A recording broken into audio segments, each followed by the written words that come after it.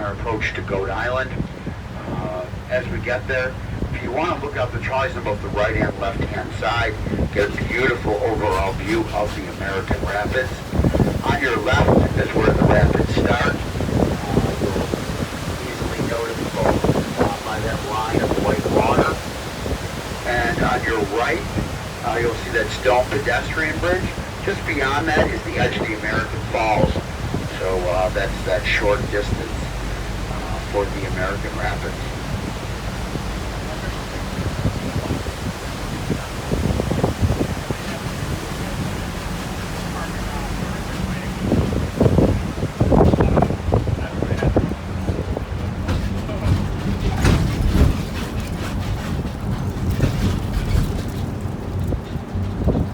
Okay, we are down here on Goat Island. Our first stop is going to be for the Cave of the Winds. It's also going to be for parking lot number 2, the cafe and gift shop. So it is 3 o'clock right now. In 1 hour, the Cave of the Winds will close, the cafe as well as the gift shop. All those close at 4 o'clock. At 4:30, the last trolley makes its way through the park. So you'll have about an hour before the Cave of the Winds closes.